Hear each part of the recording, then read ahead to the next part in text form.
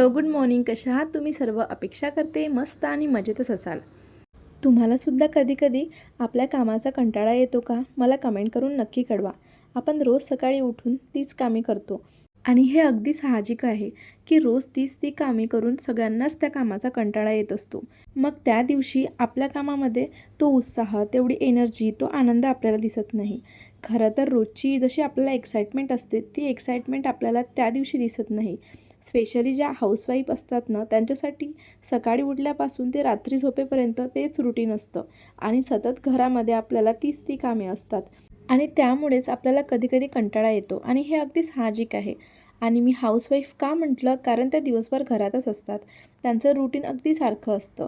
ज्या बाहेर पडणाऱ्या स्त्रिया असतात किंवा कोणत्याही छोटा-मोठा जॉब करणाऱ्या ज्या स्त्रिया असतात किंवा ऑफिसला जाणाऱ्या ज्या स्त्रिया असतात, बाहेर गेल्यानंतर बरीचशी वेगवेगळी लोकं आपल्याला भेटत असतात किंवा वेगवेगळी कामं असतात. त्यामुळे त्यांच्या रुटीनमध्ये काही ना काहीतरी चेंज हा होत असतो.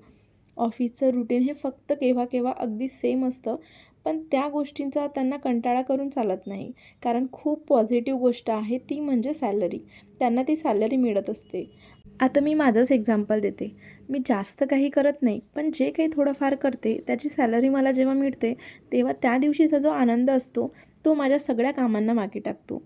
आपण हाऊसवाईफ आपल्याला या सगळ्या कामांची कुठलीही सॅलरी मिळत नाही किंवा कधी-कधी कुठे अप्रिशिएशनसुद्धा केल्या जात नाही. आता ज्या जॉब करणाऱ्या स्त्रिया असतात, त्यांनासुद्धा घर पण चालवावं लागतं आणि जॉब पण करावे लागतात. हे दोन्ही गोष्टी मॅनेज करणं तेवढंही सोपी नसतं. बट कधी-कधी जॉब करणाऱ्या स्त्रियांच्या बाबतीतसुद्धा असं घडतं. त्यांनासुद्धा अप्रिशिएट केल्या जात नाही. त्यामुळे आपल्याला उत्साही, आनंदित राहायचं असेल ना, तर आपल्याला आपल्या लाईफमध्ये किंवा आपल्या रोजच्या जीवनामध्ये जास्त नाही, पण थोडा का होईना आपल्याला बदल करणे गरजेचं आहे. आता रोजच्या रुटीनमध्ये बदल करायचा आहे, पण म्हणजे आपण खूप जास्त ड्रास्टिक चेंज करायचं आहे का? तर नाही. आणि ते शक्य पण नाही आहे. आता मी असं म्हणत नाही, की तुम्ही स्वतःला पूर्णपणे चेंज करा आणि पूर्णपणे चेंज आपण स्वतःला करू शकत नाही. कारण आपल्या घरामध्ये, आपल्या फॅमिलीमध्ये आपल्या जबाबदाऱ्या असतात. बट त्या जबाबदाऱ्यातून थोडाफार चेंज मी तुमच्यामध्ये घडवून आणा, असं म्हणत आहे. जसं की मी असं म्हणत नाही, की तुम्ही एखाद्या सोसायटीमध्ये राहत असाल, तर ती सोसायटी चेंज करा किंवा एखाद्या शहराचा कंटाळा आला असेल, तर ते शहर चेंज करा. हे पॉसिबलसुद्धा नाही आहे. जसं सहजच एखाद्या दिवशी आपल्याला जेव्हा कंटाळा येतो तेव्हा आपल्या तोंडातून असं निघतं की काहीतरी चेंज पाहिजे, थोडाफार का होईना आपल्या कामामध्ये असा चेंज पाहिजे. म्हणून आपण चेंजसाठी थोडं बाहेर फिरायला जाऊ शकतो. फिरायला म्हणजे काय, खूप जास्त लांबचा टूर करणं हे म्हणजे फिरायला जाणं नाही. थोडंफार जरी आपण एखाद्या गार्डनमध्ये जाऊन आलो, तेवढंच आपल्याला चेंज वाटतं. रोजच्या कामामध्ये आपल्याला कंटाळा आला असेल, तर थोडा वेळ आपल्या मुलांसोबत आपण टाईम स्पेंड करू शकतो. कामे तर रोजची असतातच आणि ती आपल्याला करावीच लागतात. बट थोड्या वेळासाठी ती कामे बाजूला ठेवून थोडा वेळ आपल्या मुलांसोबत आपण खेळलो, तर आपल्याला तेवढंच छान फील होतं. आपल्या रोजच्या रुटीनमध्ये सर्वांसाठीच आणि स्पेशली हाऊसवाईफसाठी रोजच्या रोज किंवा महिन्यातून एकदा लांबचा टूर हा शक्य आहे का? तर अजिबात नाही. म्हणूनच आपल्याला काय करायचं आहे, तर आपल्या रोजच्या रुटीनमध्ये एकदम छोटे छोटे बदल करायचे आहे. आणि ते बदल काय आहे हेच मी तुमच्याशी थोडक्यात आणि तुम्हाला पटेल असे थोडेफार बदल सांगणार आहे. मला मान्य आहे की आपण कामामध्ये किंवा काही ज्या सकाळच्या वेळा आहे त्यामध्ये अजिबात बदल करणं शक्य नाही आहे. ते काम त्याच वेळी व्हायला पाहिजे. पण जर सकाळच्या वेळी लगेच तुम्ही कामाला लागत असाल, तर एखाद्या वेळी थोडंसं लवकर उठून तुम्ही वॉक करून या. बघा तुम्हाला दिवसभर किती फ्रेश आणि किती पॉझिटिव्ह फील होईल आणि किती छान एनर्जेटिक वाटेल. सकाळी उठून आपण लगेच कामाला लागतो आणि ते करावेच लागतात. पण त्या रुटीनमध्ये थोडा असा बदल केला ना, तर तुम्हाला पॉझिटिव्ह वाटेल. त्यानंतर कधी आजूबाजूला मंदिर असेल किंवा गार्डन असेल, तर संध्याकाळच्या वेळी तुम्ही तिथे जा. तुम्हाला आजूबाजूचे लोकं दिसतील किंवा तुमच्याशी बोलतील किंवा आपण त्यांच्याकडे बघूनच आपण वेगवेगळं ऑब्झर्वेशन करतो आणि त्यातूनही आपल्याला बरंच काही शिकायला मिळतं. अगदी लहान मुलांच्या गार्डनमध्ये खेळणं चाललेलं असेल किंवा लहान मुलांच्या गप्पा चालल्या असेल, तर अगदी त्यांच्याकडे बघून त्यांच्या छोट्या छोट्या गोष्टी ऐकूनसुद्धा आपल्याला आनंद मिळतो. मी तुम्हाला व्हिडिओमध्ये सांगत असते की माझ्या घराच्या समोरच महादेवाचं मंदिर आहे. तर त्या मंदिरामध्ये मला जर कधी असा कंटाळा आला, तर मी जाते अद्विकला घेऊन आणि थोडा वेळ बसते निवांत. मंदिरामध्ये छान झाडे असतात, वडाचं झाड, पिंपळाचं झाड, तुळशी आणि या सगळ्यामुळे जास्त ऑक्सिजन मिळतं आणि त्या ठिकाणी एक वेगळी शांतता असते आणि शिवाय देवांच्या पॉझिटिव्ह वाईब्ससुद्धा तिथे असतात. त्यामुळं आपल्याला आलेला कंटाळा, त्यानंतर आपल्या मनामधले असलेले विचार सगळे तिथे दूर होतात. आपण आपल्या घरामधली कामे करताना छान मस्त घरामध्ये गाणे लावू शकतो. तुम्हाला जर गाणे म्हणायला आवडत असेल तर ते तुम्ही म्हणू शकता आणि खरंच तुम्ही असं करून बघा. खूप छान पॉझिटिव्ह फील होतं आणि आपली जी कामे आहेत तर ती पण होऊन जातात. आणि या सगळ्या कामामध्ये आपण आपले जे छंद असतात तर ते जोपासायला पाहिजे. असं जर कधी वाटलं की आपल्याला कधी कामाचा कंटाळा आला आहे, तर त्या दिवशी तुम्ही घरामधल्या वस्तूची जागा बदलून बघा. आणि जर तुम्हाला ते काम आवडत असेल, जसं की झाडे लावणे, गार्डनिंग यासारखी जी कामे तुम्हाला आवडत असेल, तर घरामधली जी कामे आहेत ते बाजूला ठेवून एकदा तुम्ही स्वतःला आवडणारं काम करून बघा. मी हे बऱ्याचदा करते.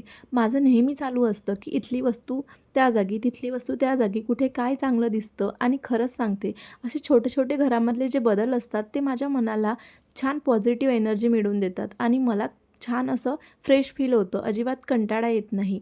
जसं की मी आता मला झाडे लावायची खूप जास्त आवड आहे.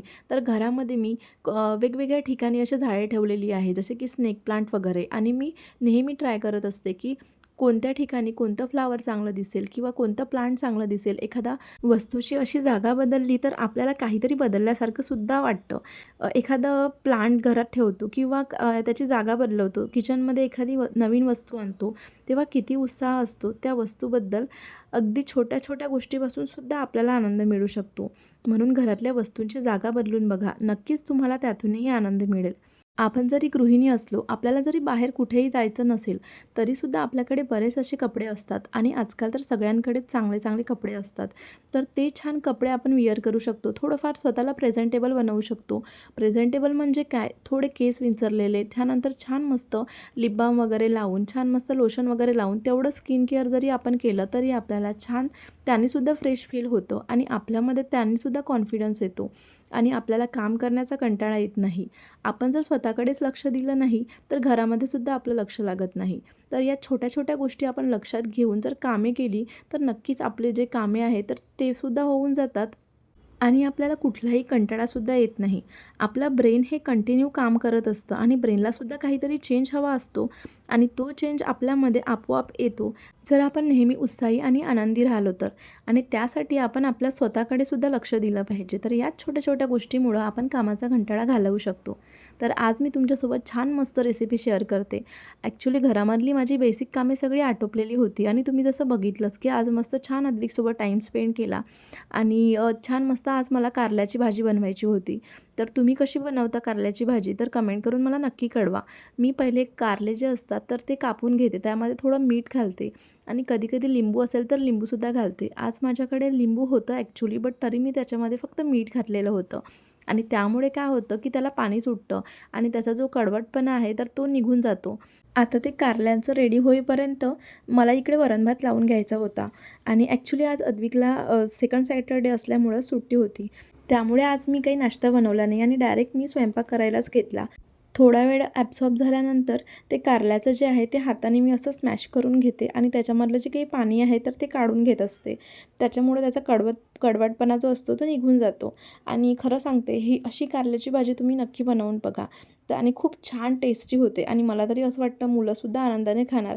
पूर्णपणे कडूपणा त्याचा निघत नाही. तर जेव्हा मी भाजी बनवते तेव्हा भाजीमध्ये आपले जे काही बेसिक मसाले म्हणजे तिखट, हळद, मीठ बस एवढंच घालते आणि त्याच्यामध्ये थोडासा गूळ किंवा मग गूळ नसेल तर साखर घालते आणि छान मस्त त्याची भाजी बनवून घेते. आणि इथे माझा स्वयंपाक पण झालेला होता आणि तांदूळाचं जे पाणी असतं तर ते पाणी मी झाडांना अशी घालत असते. तुम्ही पण प्लांट लवर असाल तर कोणत्या टिप्स फॉलो करता मला कमेंट करून हेही कळवा. आणि मी इथेच आजचा व्हिडिओ संपवते. तुम्हाला आजचा व्हिडिओ कसा वाटला मला कमेंट करून नक्की कळवा आणि व्हिडिओ जर आवडला असेल तर चॅनलला प्लीज सबस्क्राईब करा.